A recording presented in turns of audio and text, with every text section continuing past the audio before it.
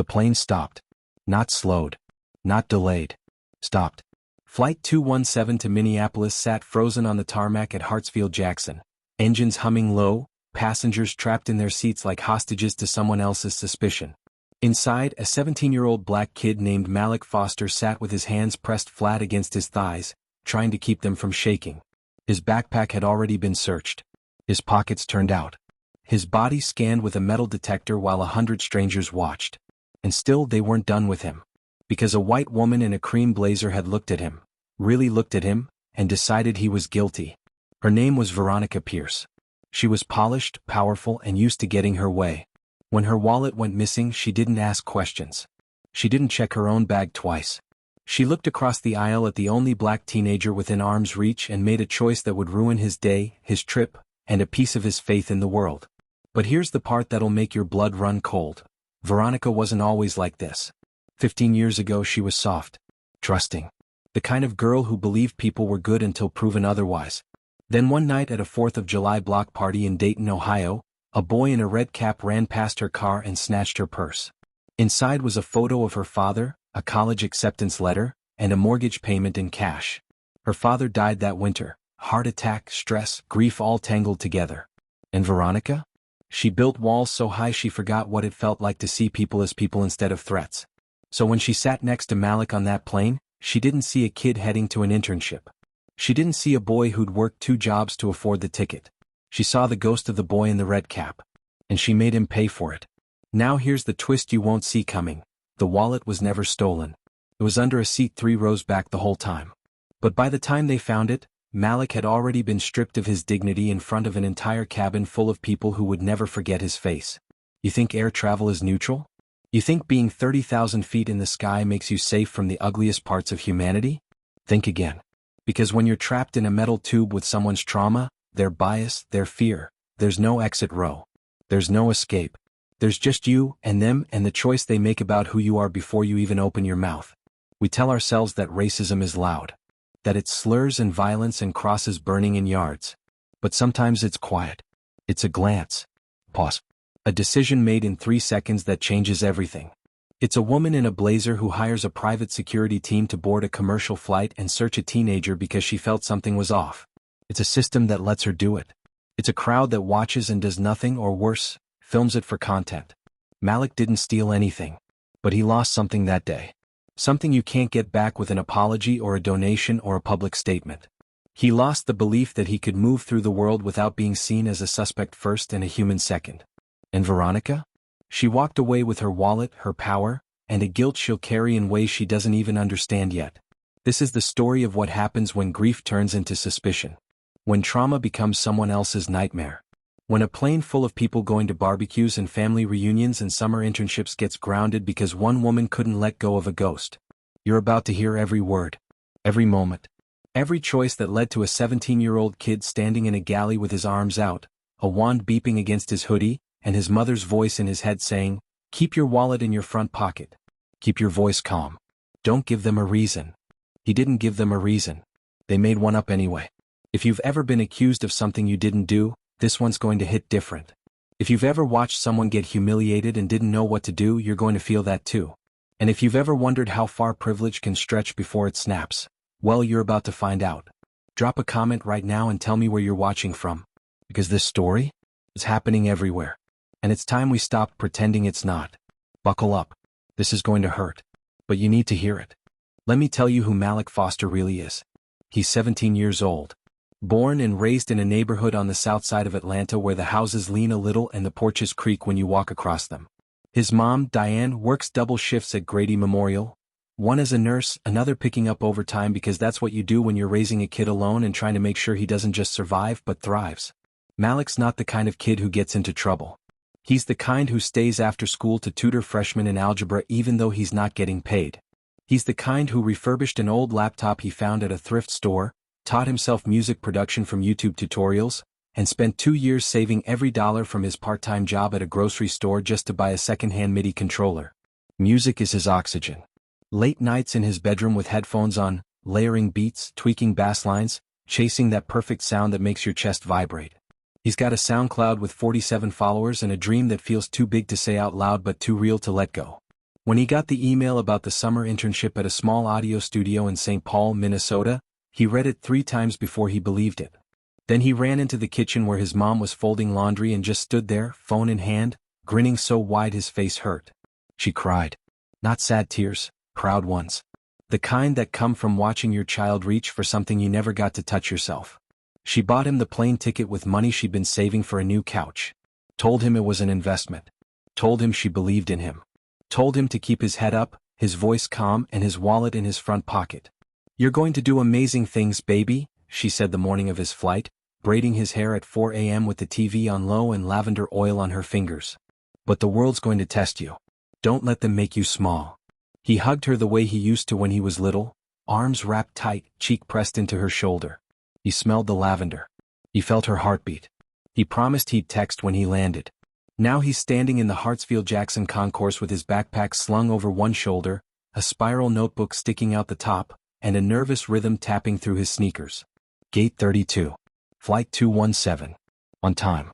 He's wearing a black hoodie his mom got him for Christmas, jeans that fit just right, and a pair of Nikes he cleaned the night before because first impressions matter. His boarding pass is in his hand, softening at the edges from how many times he's touched it. He's thinking about the studio. About the mixing board he saw on their Instagram. About the artists who've recorded there, small names but names. He's thinking about how this could be the door.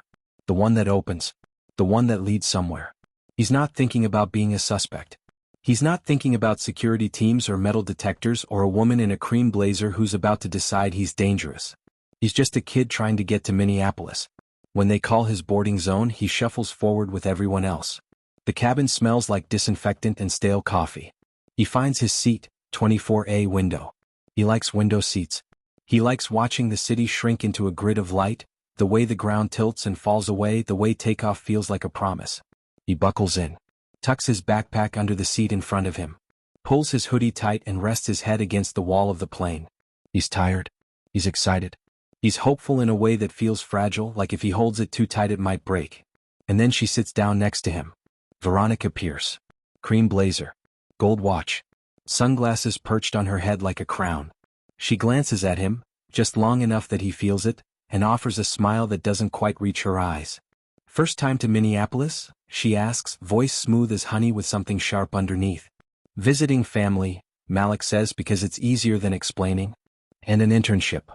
Congratulations, she says, and the word sounds expensive. He nods. He doesn't know yet that this woman is about to ruin him. He doesn't know that in 20 minutes she'll look at him like he's a criminal. He doesn't know that her trauma is about to become his nightmare. Right now he's just polite. Just a kid making small talk with a stranger on a plane. He pulls out his phone and texts his mom, boarding now. Love you. She replies instantly, love you more. Be safe. He puts his phone in his pocket, front pocket like she said, and looks out the window. The ground crew is moving below, orange vests bright against the gray tarmac. The sun is climbing. The day is full of possibility.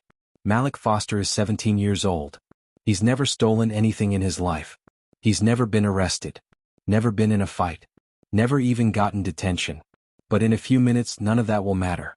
Because Veronica Pierce is about to look at him and see a threat. And when you're a black kid on a plane, that's all it takes. One look. One assumption. One decision made in the space between a breath and a heartbeat. And just like that, your whole world stops. If you've ever worked your whole life for one opportunity, drop a comment. If you've ever felt like you had to be twice as good just to be seen as half as worthy, you already know what's coming. Malik doesn't. Not yet. But he's about to learn. Now let me tell you about Veronica Pierce. Because if you're going to hate her, and you will, you need to understand her first. She wasn't born cold. She wasn't raised to see the world through a lens of suspicion and control. 15 years ago, Veronica was a 19-year-old college sophomore with a sociology degree in her sights and a heart that still believed people were mostly good. She grew up in Dayton, Ohio, in a neighborhood where people knew each other's names. Her father, Leonard, was a mechanic who ran his own shop. Her mother had passed when Veronica was 12, so it was just the two of them. Leonard worked long hours, came home smelling like motor oil and coffee, and always had time to ask about her day. He was the kind of man who believed in handshakes and keeping your word. He didn't trust banks, kept his money in envelopes tucked in a drawer, paid for everything in cash. Old school. Stubborn. But honest. Veronica adored him. July 4, 2010. The neighborhood threw a block party every year, grills smoking, kids running through sprinklers, someone's uncle DJing from a folding table with speakers that crackled when the bass hit too hard. Veronica was home from her first year at Ohio State. She'd just gotten an acceptance letter from a study abroad program in London. She was on top of the world. Her dad had given her an envelope that morning. $3,000 in cash. "Take this to Mr. Calloway before Monday," he'd said. "Mortgage payment. He doesn't do checks." She tucked it in her purse, a brown leather bag her mom had left her. Inside was also the acceptance letter, a photo of her and her dad from her high school graduation, and her phone. She parked her car on the street near the party. She was only going to stay an hour. Just long enough to say hi, grab a burger, maybe dance a little. She didn't lock her car. Why would she? This was her neighborhood. These were her people. At some point, she went to grab her purse from the front seat. The door was open. The purse was gone. She stood there for a full 10 seconds, brain trying to catch up with her eyes. Then she ran. She screamed. She asked everyone if they'd seen anything. Someone said they saw a kid. Teenager. Black. Red baseball cap. Running toward the main road. The police came. They took a report. They said they'd look into it. They never did. $3,000. Gone. The acceptance letter. The photo. Her mother's purse. Her father didn't yell. He just sat at the kitchen table with his hands folded and stared at the wall. "We'll figure it out," he said. But his voice was flat. Empty. He picked up extra shifts. Stopped sleeping. Stopped eating right. By November he was in the hospital. Heart attack. Stress-induced, the doctor said. He survived that one. The second one came in January. He didn't survive that. Veronica was 20 years old, sitting in a funeral home, staring at a casket, and all she could think about was the boy in the red cap. The boy who took $3,000 and a piece of her father's will to keep going. She didn't go back to school that semester. She stayed in Dayton, sold the house, sold the shop, and used the money to put herself through a degree in criminal justice. She told herself she was going to make the world safer.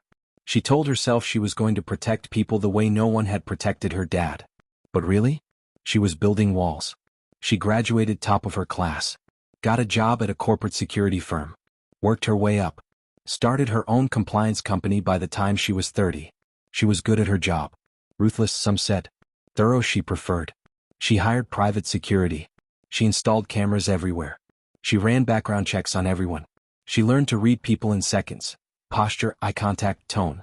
She learned to trust no one until they proved they were safe. And somewhere along the way she started seeing threats everywhere. A guy standing too close at the grocery store. A teenager walking behind her in a parking lot. A kid on a plane sitting next to her with a backpack and a hoodie. She didn't see people anymore. She saw risks. Variables. Potential losses. Her therapist told her it was hypervigilance. Her brother told her she was paranoid. Her friends stopped calling because she exhausted them with questions and suspicions and theories about who was lying and who was dangerous. She didn't care.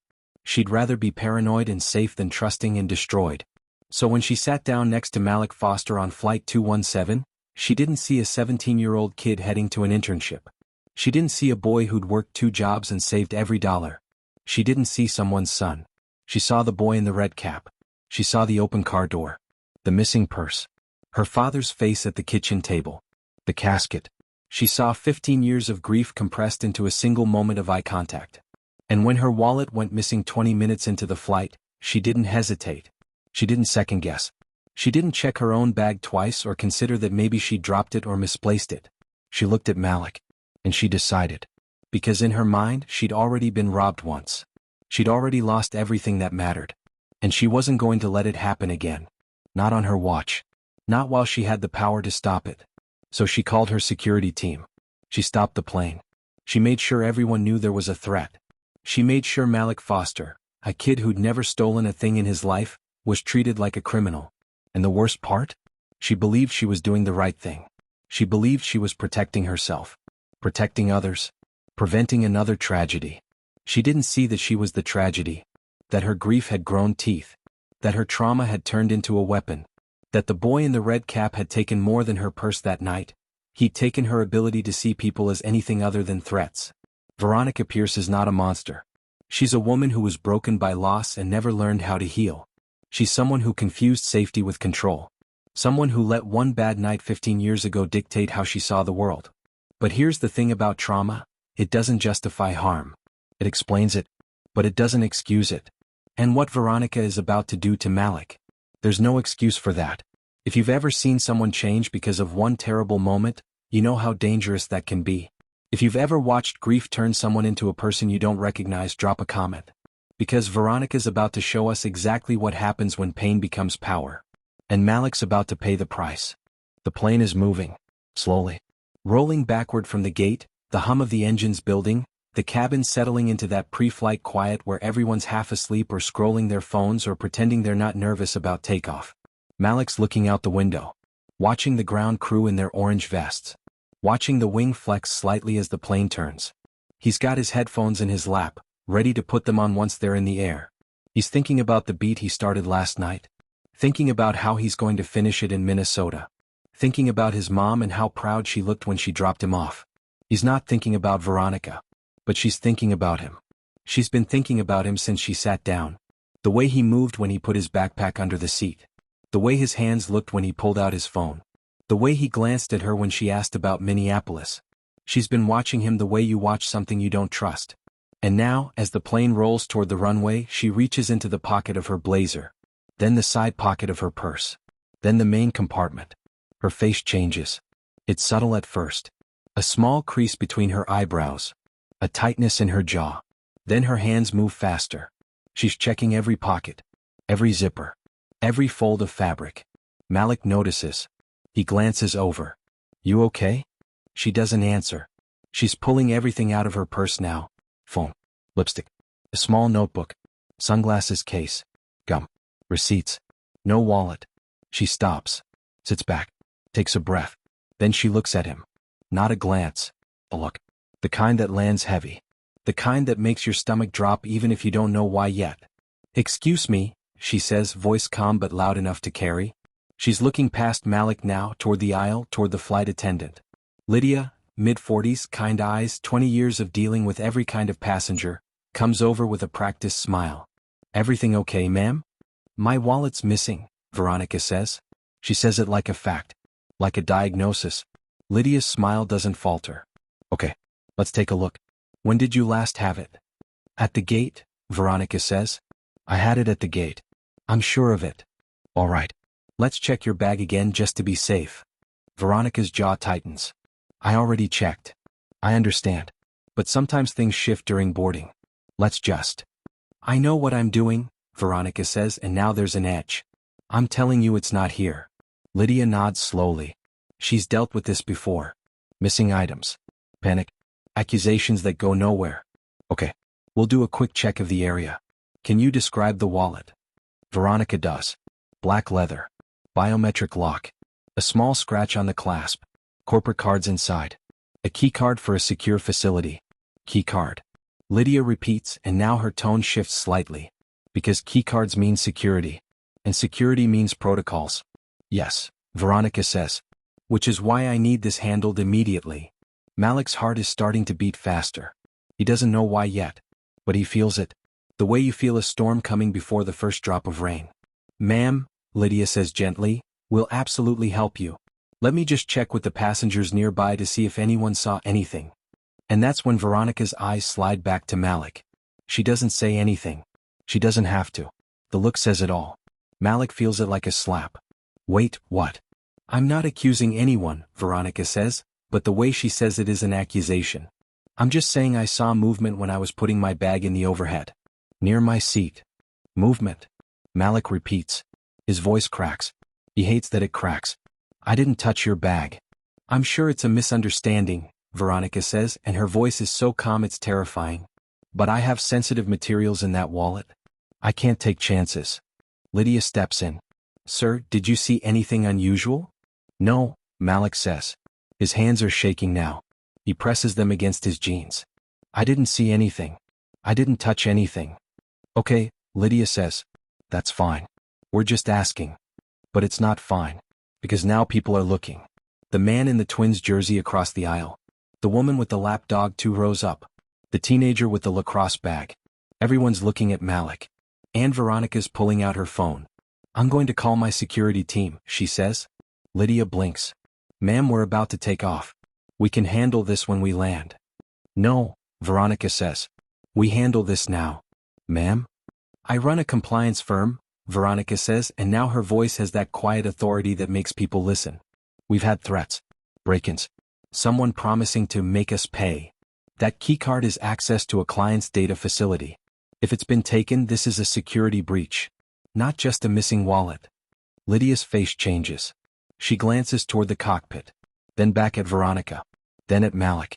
Malik feels the floor drop out from under him. I didn't take anything, he says louder now. I swear. Then you won't mind if we check, Veronica says. Check what? Malik's voice is rising. He can't stop it. Check me? In front of everyone? We'll be discreet, Veronica says. Discreet? Malik laughs, but it's not a real laugh. It's the sound of something breaking. You just accused me in front of 100 people. I didn't accuse you, Veronica says. I said I saw movement. You looked right at me. Because you were sitting next to me. So that makes me a thief? The cabin is dead silent now. Even the lapdog has stopped yipping. Lydia holds up a hand. Okay, everyone take a breath. We're going to handle this calmly. But Veronica's already texting. Her fingers move fast. Malik can see the name at the top of the screen. Cass. Ma'am, Lydia says, we can't delay the flight for... You can, Veronica says. And you will. And just like that, the plane stops. Not slows. Stops. The engine's idle. The cabin lights flicker. The pilot's voice comes over the intercom, smooth and apologetic. Ladies and gentlemen, we have a minor security concern we need to address before departure. Please remain seated. This should only take a few minutes. A few minutes. Malik closes his eyes. He thinks about his mom. He thinks about the text he sent her. Boarding now. Love you. He thinks about how she told him to keep his voice calm. To not give them a reason. He didn't give them a reason. They made one up anyway. The man in the Twins jersey mutters something under his breath. The woman with the lapdog sighs loudly. Someone a few rows back says, Are you kidding me? And Malik just sits there. Hands pressed flat against his thighs. Heart hammering. Throat tight. He didn't do anything. But he's about to be treated like he did. Because Veronica Pierce looked at him and saw a ghost. And now she's going to make sure everyone else sees it too. The cabin door opens with a soft hiss of air. Two men step through. Gray polos. Tactical pants. Lanyards that say, security contractor. Haircuts that look like they were done with a ruler. Eyes that scan the cabin like they're looking for a target. They find Malik immediately. And he knows, right then in that moment, that this is about to get so much worse. If you've ever been accused of something you didn't do, you know this feeling. If you've ever had 100 eyes on you and no way to prove your innocence, drop a comment. Because what's about to happen to Malik is going to break him in ways you can't see. And Veronica? She's going to watch it happen and tell herself she did the right thing. The two security contractors move down the aisle like they own it. The first one is tall. Broad shoulders. Jaw like a brick. His name tag says Cass. The second one is shorter, leaner, but his eyes are sharper. Colder. His tag says Brennan. They stop at row 24. Miss Pierce, Cass says, voice low and professional.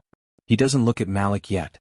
He's looking at Veronica like she's the only person in the cabin who matters. Thank you for coming, Veronica says. She's calm. Composed. Like she just called for room service. Lydia steps forward, hands clasped in front of her. Gentlemen, I appreciate your concern, but we can't have unauthorized personnel on the aircraft during. Cass pulls out a laminated card. Flashes it. We're authorized. Airline security protocol. Miss Pierce is a high-priority client with active threat assessments. We're here to verify the integrity of her belongings. Lydia's face tightens. She glances at the card. Then at the cockpit. Then back at Cass. This is highly irregular.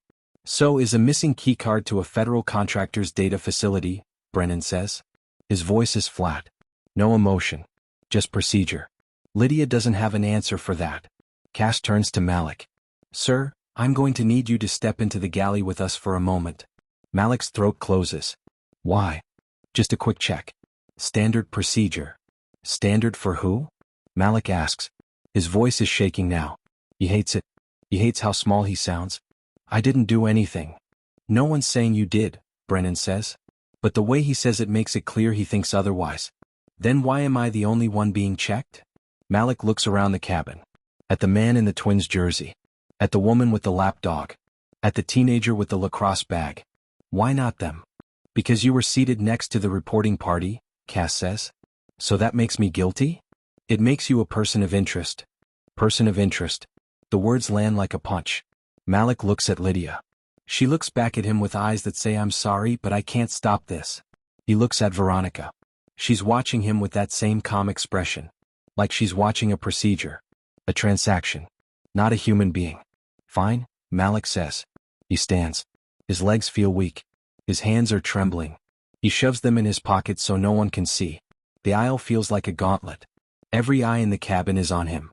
Some people look away. Some people stare. Some people pull out their phones. A woman in a denim jacket 2 rows back is filming, whispering into her camera. They're searching him. They stop the whole plane to search him. Malik wants to scream at her to stop. He wants to disappear. He wants to call his mom. He wants to be anywhere but here. But he just walks, one foot in front of the other, into the galley, into the small space where flight attendants prep drinks and smile through turbulence. Cass closes the curtain behind them. It doesn't block anything. Everyone can still see. Everyone's still watching. We're going to need to check your bag, Cass says. Malik pulls his backpack off his shoulder. Hands it over. His hands are shaking so bad he almost drops it. Cass unzips it. Slowly. Methodically. He pulls out the spiral notebook. Flips through it. Nothing. He pulls out the headphones. Checks the case. Nothing. He pulls out the bag of sour gummy worms. Holds it up like it might be evidence. Nothing. Then he pulls out the laptop. The one Malik refurbished himself. The one with the peeling sticker that says do the work. Cass opens it. Checks the sleeve. Checks the keyboard. Checks underneath. Nothing. He puts everything back. Zips the bag. Hands it to Malik. Pockets, Brennan says. Malik stares at him. What? Empty your pockets. You've got to be kidding me. Sir, we're trying to make this quick. Quick. Malik's voice cracks. You stopped a plane. You dragged me up here in front of everyone. You went through my stuff. And now you want me to empty my pockets like I'm some kind of...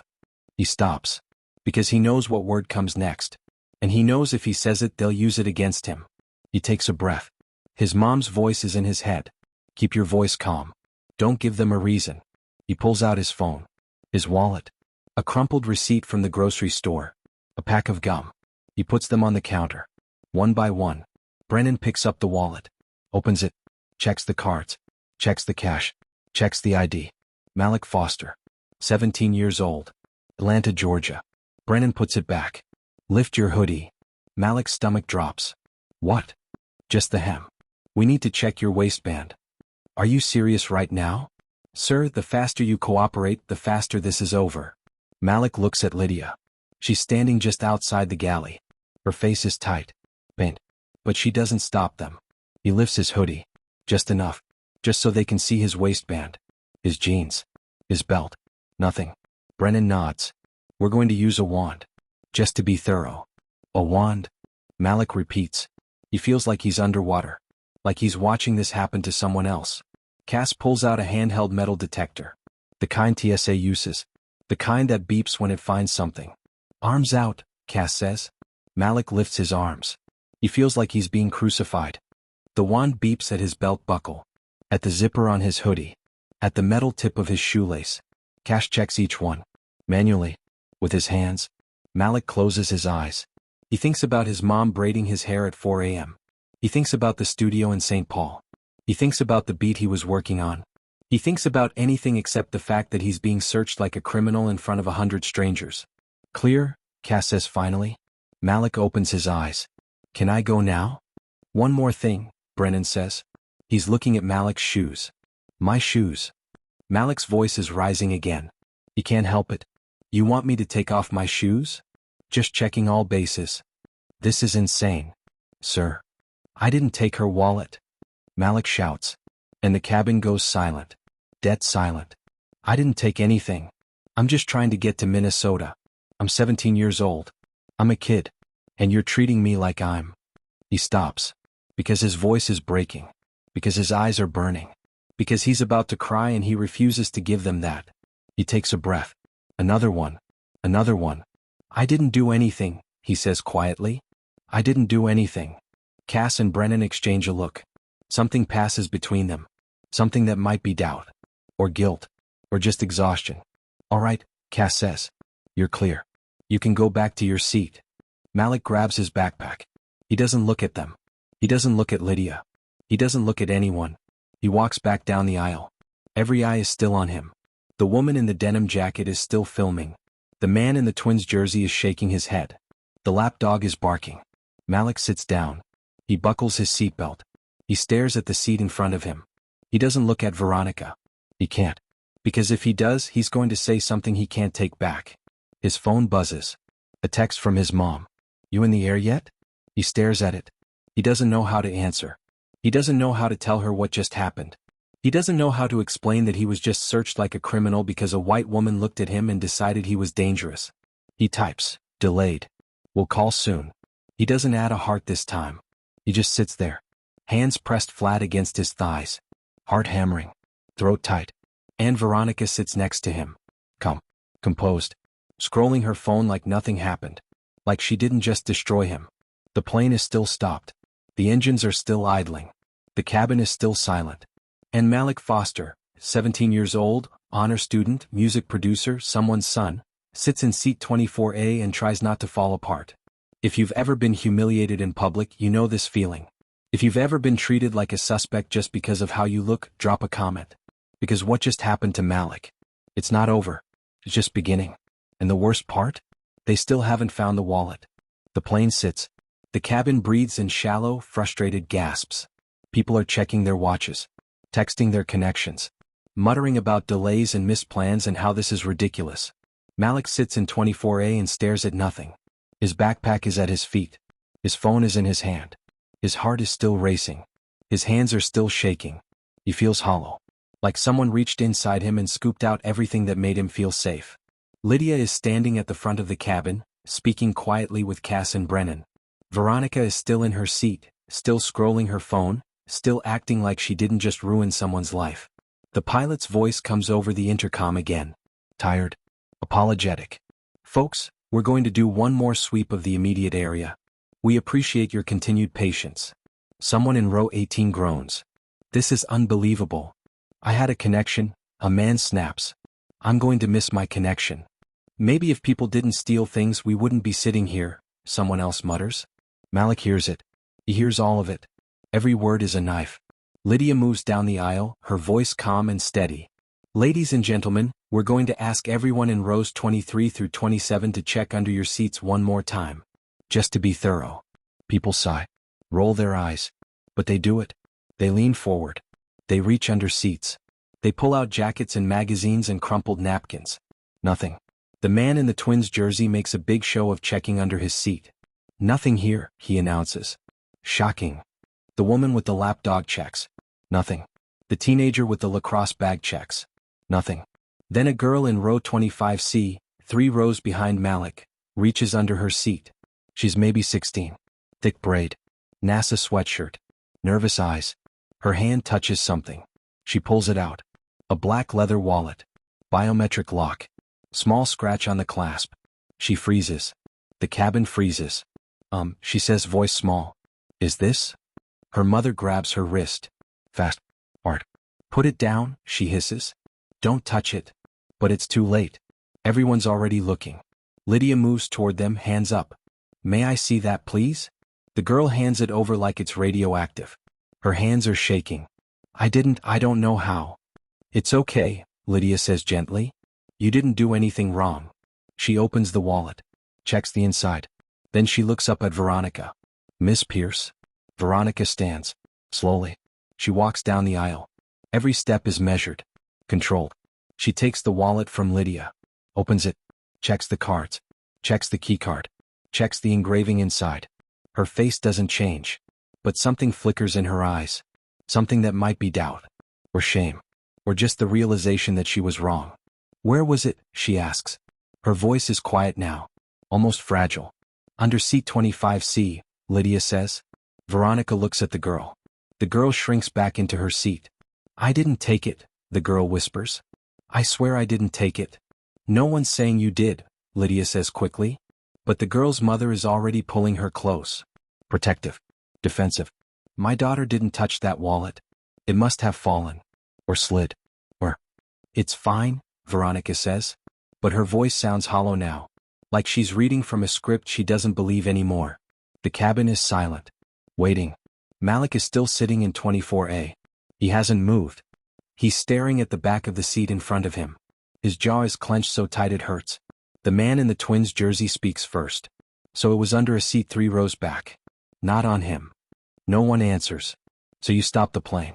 Called security. Searched a kid. For nothing. Still no answer.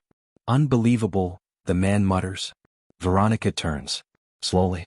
She walks back down the aisle. Back to row 24. She stops next to Malik. He doesn't look at her. I'm sorry, she says. The words hang in the air. Thin. Weightless. Useless. Malik doesn't respond. He doesn't move. He doesn't even blink. I made a mistake, Veronica continues. Her voice is softer now. Almost pleading. I thought I was sure. You were sure, Malik repeats. His voice is flat. That. You were sure I stole your wallet. Because I was sitting next to you. Because I'm black. Because that's all you needed to see. That's not. Yes it is, Malik says. And now he looks at her. His eyes are red. What? Furious. You didn't check your bag twice. You didn't ask anyone else. You looked at me and decided I was guilty. And then you called your security team. And you stopped the plane. And you had me searched in front of everyone. And you didn't even think twice. Veronica opens her mouth. Closes it. She has no defense. Because he's right. I didn't take your wallet, Malik says. His voice cracks. I didn't do anything. I'm just a kid trying to get to an internship. And you treated me like a criminal. I know, Veronica whispers. I know. And I'm sorry. Sorry doesn't fix this, Malik says. Sorry doesn't undo what you did. Sorry doesn't make everyone on this plane forget that they watched me get searched like I was dangerous. Veronica's face crumples. Just a little. Just enough to show that she's human. That she knows she was wrong. That she's carrying something heavy and old and broken. But Malik doesn't care. He can't care. Because his own weight is too much right now. Lydia steps in. Miss Pierce, please return to your seat. We're going to finish our checks and then we'll be on our way. Veronica nods. She sits down. She holds the wallet in her lap like it's evidence of her own guilt. The cabin starts to breathe again. People shift. Whisper.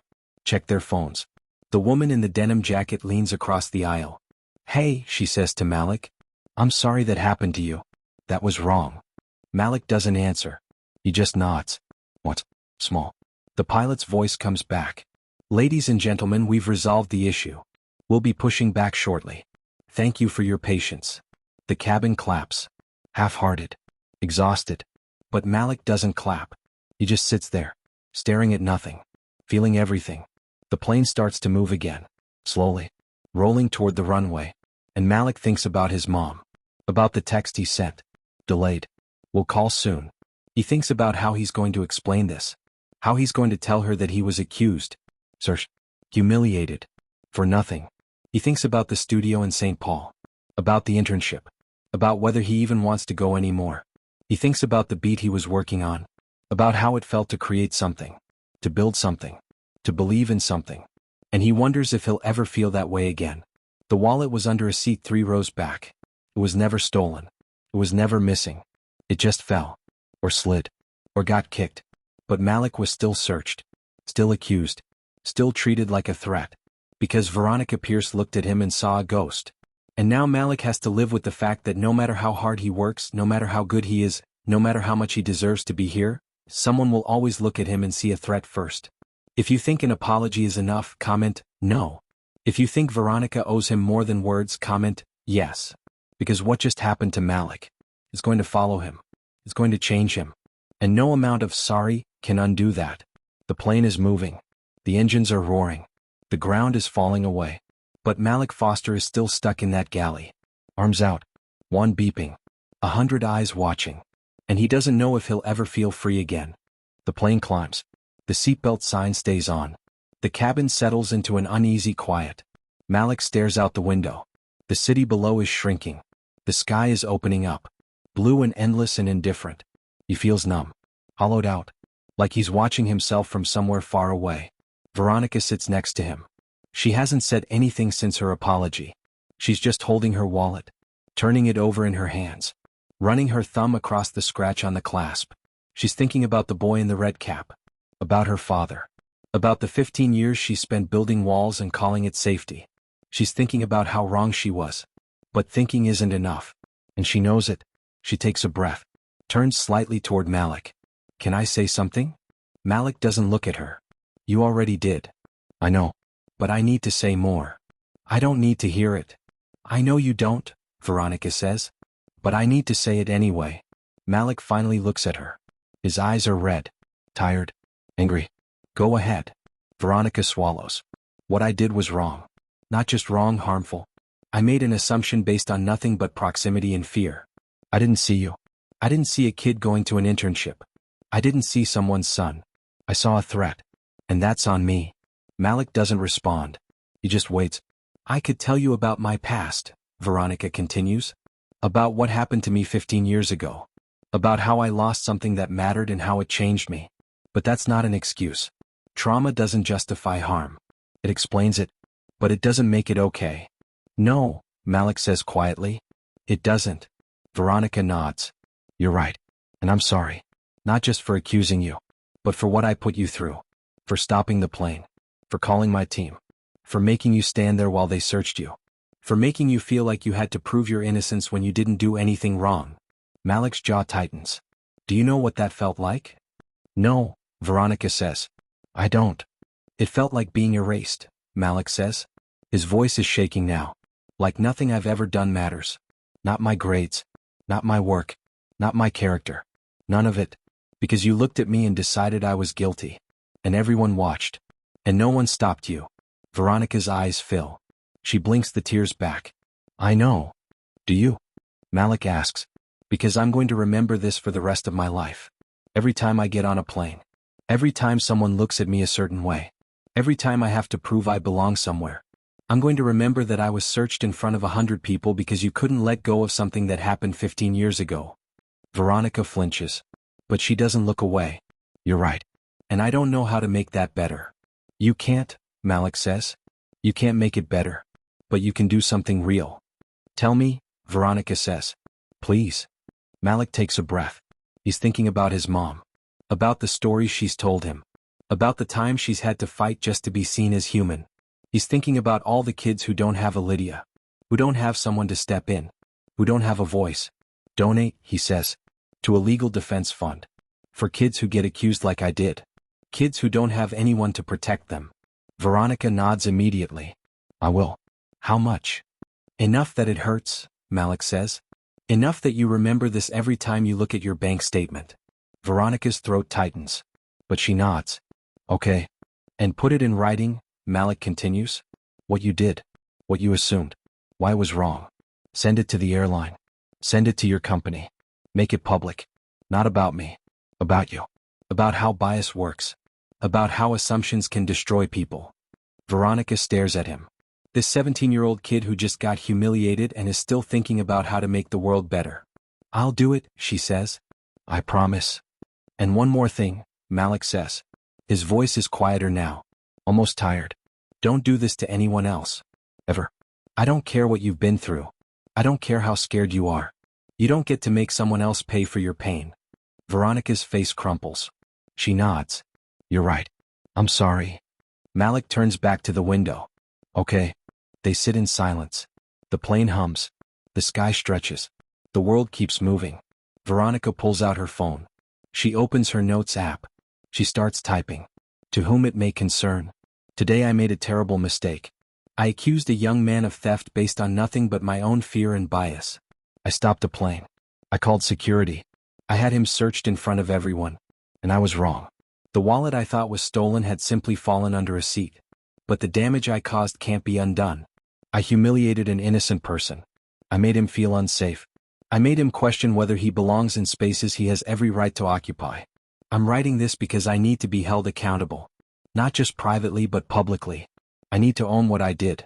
And I need to make sure it never happens again. Bias is insidious. It hides behind logic. Behind procedure. Behind the belief that we're just being careful. But careful for whom? And at whose expense? I'm donating to a legal defense fund for young people who are wrongly accused. I'm committing to bias training. I'm committing to doing better. But more than that, I'm committing to seeing people. Really seeing them. Not as threats. Not as variables, but as human beings who deserve dignity and respect. I failed today, and I'm sorry. Veronica appears. She reads it over. Then she sends it to her assistant with instructions to distribute it to the airline, her company board, and her professional network. She doesn't ask Malik if it's enough, because she knows it's not. Nothing will ever be enough. But it's a start. Malik doesn't see the email. He's still staring out the window, thinking about his mom, about the studio, about the beat he's going to finish when he lands. He's thinking about how he's going to survive this, how he's going to carry it, how he's going to keep going when the world keeps telling him he doesn't belong.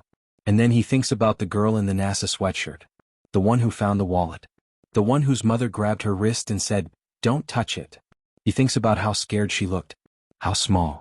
And he realizes that Veronica didn't just hurt him. She hurt that girl too. She hurt everyone on that plane who had to watch, who had to choose whether to speak up or stay silent. Trauma spreads. It infects. It multiplies. And the only way to stop it is to face it, to own it, to refuse to pass it on. Malik takes out his phone. He texts his mom, "I'm okay. I'll explain when I land. I love you." She responds immediately, "I love you more. Always." He closes his eyes. He breathes. He lets the hum of the plane carry him. He's not okay. Not yet. But he will be. Because he's stronger than what happened to him. He's bigger than someone else's fear. And he's not going to let this break him. If you respect how Malik handled this, hit that subscribe button. Because this kid just taught us all a lesson in grace. Drop a red heart if you're rooting for him. The plane descends. Malik watches the ground rise up to meet them. Fields turning into roads. Roads turning into neighborhoods. Neighborhoods turning into the sprawl of Minneapolis-St. Paul.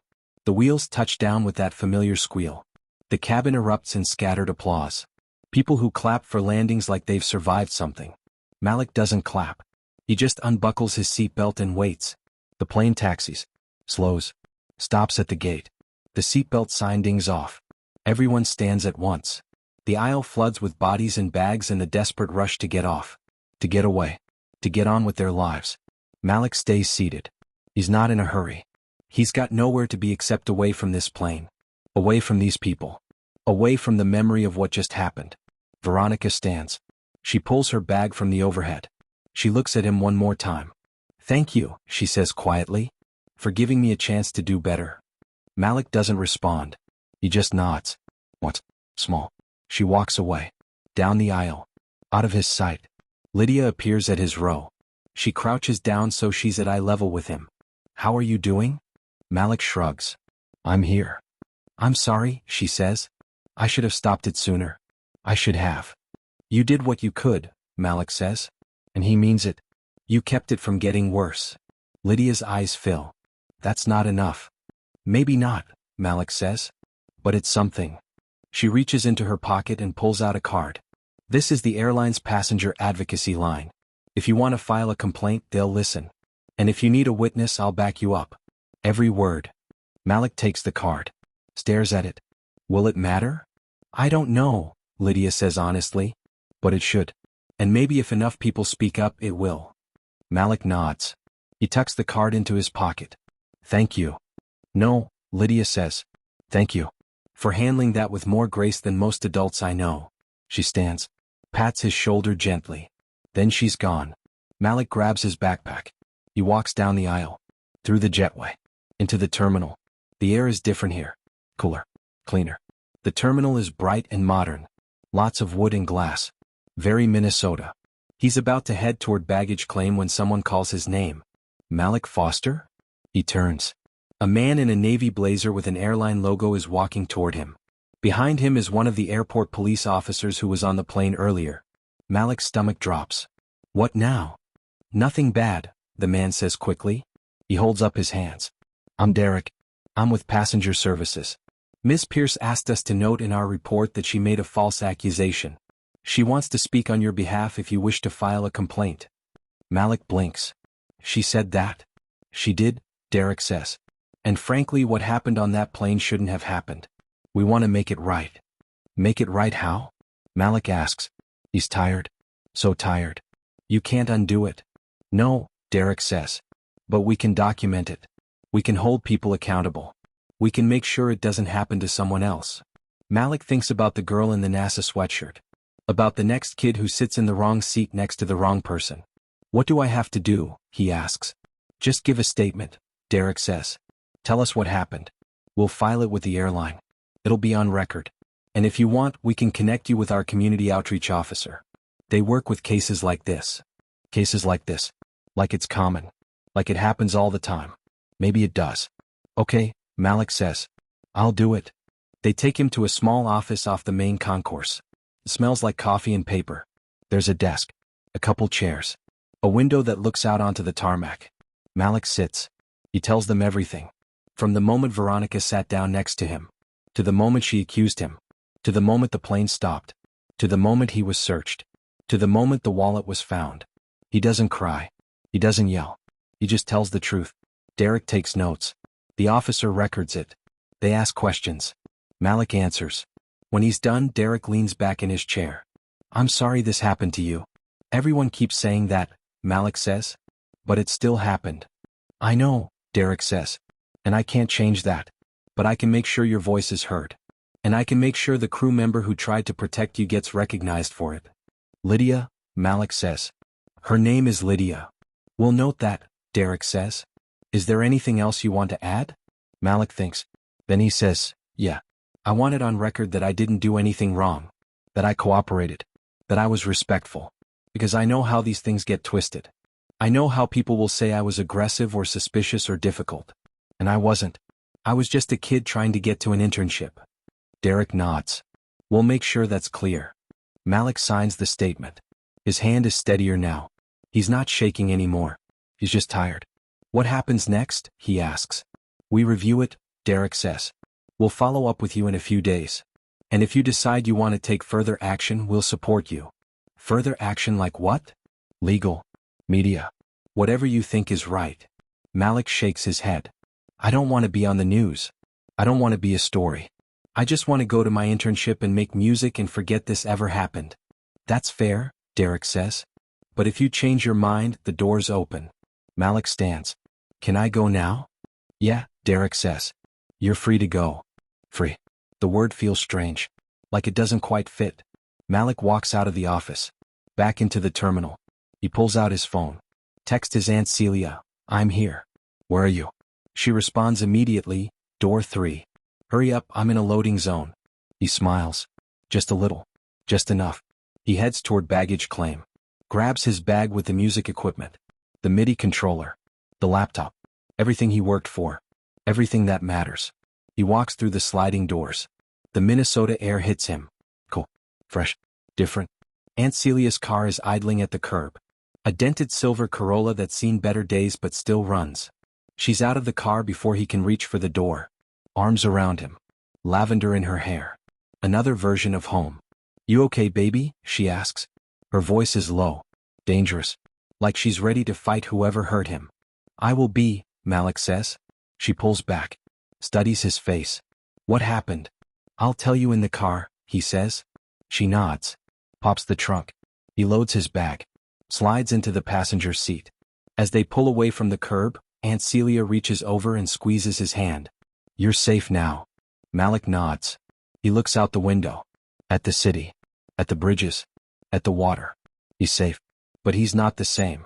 He filed the complaint. He told the truth. He made sure his voice was heard. And maybe that's all he can do. Maybe that's enough. If you've ever had to fight for yourself when you were already exhausted, this one's for you. Comment, I see you, if you know what that feels like. Because Malik just did something a lot of adults wouldn't have the courage to do. He spoke up. And that matters. The weekend passes in a blur. Aunt Celia's house is small but warm. 2 bedrooms. A kitchen that smells like butter and onions. A backyard with a grill that's seen 1,000 summers. Malik sleeps. A lot. More than he has in months. His body is catching up with everything his mind went through. He calls his mom. Tells her everything. She cries. Then she gets angry. Then she gets quiet. The kind of quiet that means she's processing. Planning. Deciding what to do next. You did good, baby, she says finally. You stood up for yourself. You filed the complaint. You didn't let them break you. I feel broken, Malik admits. I know, she says. But you're not. You're bent. And bent things can straighten. Broken things can heal. You're going to be okay. He wants to believe her. He's trying to believe her. On Monday, Juneteenth, Aunt Celia drags him to Como Park. "You're not sitting in this house all day," she says. "We're going to celebrate. We're going to eat. We're going to breathe." The park is alive. Food trucks lined up like soldiers. Kids running through the grass. Couples dancing to a live band playing old-school R&B. The smell of barbecue and funnel cakes and freedom. Malik walks through it all like he's watching a movie. He's here but he's not here. Aunt Celia buys him a plate. Ribs. Mac and cheese. Collard greens. Cornbread. "Eat," she commands. He eats. And somewhere between the first bite and the last he starts to feel a little more human. A woman in a denim jacket walks past. She stops. Stares at him. "Wait, were you on that flight? From Atlanta?" Malik freezes. "Yeah. I thought so," she says. "I'm so sorry about what happened. That was messed up." "Thanks," Malik says quietly. "You handled it with so much grace," she says. "I was filming, not to exploit you, just to document. I deleted it. I didn't want to add to what you were going through." Malik nods. "I appreciate that." She hands him a flyer. "There's a Juneteenth open mic tonight. If you want to share your story, or your music, or just be around people who get it." Malik takes the flyer. "Maybe." She smiles. "I hope you do. We need voices like yours." She walks away. Malik stares at the flyer. Juneteenth open mic, 7 p.m. Como Pavilion. "You should go," Aunt Celia says. "I don't know," Malik says. "You don't have to perform," she says. "But you should be around your people. Around folks who see you. Really see you." Malik thinks about it. About the plane. About the galley. About the wand and the eyes and the silence. He thinks about his music. About the beat he was working on. About how creating something felt like breathing. "Okay," he says. "I'll go." That night the pavilion is packed. People of all ages. All shades. All stories. Malik sits in the back. Just listening. A poet goes up. Then a singer. Then a kid who can't be older than 12 doing a rap about his grandfather. Each voice is different. Each story is different. But they all carry the same weight. The same resilience. The same refusal to be erased. And then the host calls for anyone else who wants to share. Malik's heart pounds. He doesn't have anything prepared. He doesn't have a speech. He doesn't even have his equipment. But he has his phone. And he has a beat. He stands. Walks to the front. The crowd quiets. "I'm Malik," he says. His voice shakes. "I'm from Atlanta. I'm here for an internship. And a few days ago, something happened to me on a plane." He tells them. Not all of it. Just enough. Just the parts that matter. The crowd listens. Some nod. Some close their eyes. Some wipe tears. "I made a beat about it," Malik says. "I called it Grounded. Because that's what they did. They grounded the plane. They grounded me. But I'm still here. And I'm still flying." He pulls out his phone. Connects it to the speaker. Hits play. The beat drops. A kick like a heartbeat. A snare like a seatbelt click. A hi-hat like wheels on a runway. A piano line that falls and rises, falls and rises. It's raw. It's honest.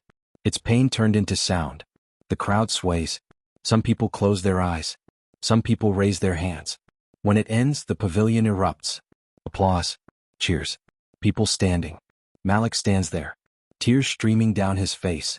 But he's smiling. Really smiling. Because this is what healing sounds like.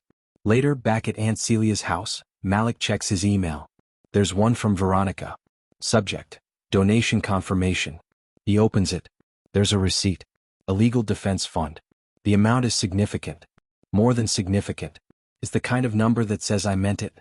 Below the receipt is a note. "Malik, per your request, I've drafted a letter to my staff and my professional network about bias and assumptions and my role in perpetuating them. I'm sharing it publicly. No mention of you. Just me. Just my failure. Just my commitment to do better. Thank you for holding me accountable. Thank you for teaching me something I should have learned a long time ago. I hope you find peace. I hope your internship is everything you dreamed. I hope you keep making music. Veronica." Malik reads it twice. He doesn't know how to feel. Angry. Sad. Relieved. All of it at once. He closes the laptop. Opens his DAW. Pulls up the beat. He adds a new layer. A sample of his Aunt Celia laughing. A sample of the crowd at the pavilion. A sample of his mom's voice from a voicemail. "I'm proud of you." He saves it. Exports it. Uploads it to his SoundCloud. Grounded. He hits publish. And then he sleeps. Really sleeps. For the first time since the plane. This story moved you, share it. Someone needs to hear it. And if you made it this far, you're one of the real ones. Drop a red heart below. So what do we take from this? What do we learn from Malik's story? From Veronica's story? From a plane that stopped and a wallet that was never stolen and a 17-year-old kid who was treated like a criminal for no reason other than the color of his skin? We learned that assumptions are dangerous. That bias doesn't always look like hate. Sometimes it looks like caution. Like procedure. Like someone who's been hurt before and decided the whole world is a threat. We learned that trauma doesn't justify harm. Veronica lost something 15 years ago. Her father. Her sense of safety. Her ability to trust. And that's real. That's painful. That matters. But it didn't give her the right to make Malik pay for it. We learned that accountability is hard. It's uncomfortable. It requires us to look at ourselves and admit we were wrong. To say it out loud. To put it in writing. To make it public. Veronica did that. She donated. She wrote the letter. She owned her mistake. Does that undo what happened to Malik? No. Does it erase the humiliation? The fear? The memory of standing in that galley with his arms out and 100 eyes on him? No. But it's a start. And sometimes a start is all we have. We learned that resilience isn't about being unbreakable. It's about bending and not snapping. It's about getting knocked down and choosing to stand back up. It's about making a beat called grounded and turning your pain into something beautiful. Malik didn't let what happened to him define him. He let it refine him. We learned that speaking up matters. Filing the complaint. Telling the truth. Making sure your voice is heard. Even when you're tired. Even when you're scared. Even when you don't think it'll change anything. Because maybe it won't change everything. But it might change something. And something is better than nothing.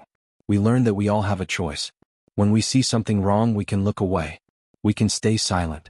We can tell ourselves it's not our problem. Or we can speak up. We can step in. We can be like Lydia, doing what we can even when it's not enough. We learned that the world is full of Maliks. Kids just trying to get to their internships. Just trying to chase their dreams. Just trying to exist without being seen as a threat. And the world is full of Veronicas. People carrying trauma. People building walls. People making assumptions that destroy lives. The question is, which one are you going to be? Are you going to see people? Really see them? Or are you going to see ghosts? Are you going to hold yourself accountable? Or are you going to let your pain become someone else's nightmare? Are you going to speak up? Or are you going to stay silent? Malik's story isn't over. He's still in Minnesota. Still at his internship. Still making music. Still healing. And Veronica's story isn't over either. She's still learning. Still trying to do better. Still carrying the weight of what she did. But the lesson? The lesson is clear. We are responsible for the harm we cause. Even when we didn't mean to. Even when we were scared. Even when we were hurt. And we are responsible for making it right. So here's my question for you. What would you have done? If you were on that plane, would you have spoken up? Would you have filmed? Would you have looked away? If you were Malik, would you have filed the complaint? Would you have accepted the apology? Would you have made the beat? If you were Veronica, would you have stopped? Would you have checked yourself? Would you have seen Malik as a person instead of a threat? Think about it. Really think about it. Because this story is not just about a plane. It's about all of us. It's about the choices we make, the assumptions we carry, the harm we cause, the healing we choose. Subscribe if you believe in stories that matter. Share this if you think someone needs to hear it. Comment and tell me, what would you have done? We're just getting started. And there are more stories to tell. Stories that hurt. Stories that heal. Stories that change us. Stay with me. Because this matters. You matter. And Malik? He matters too.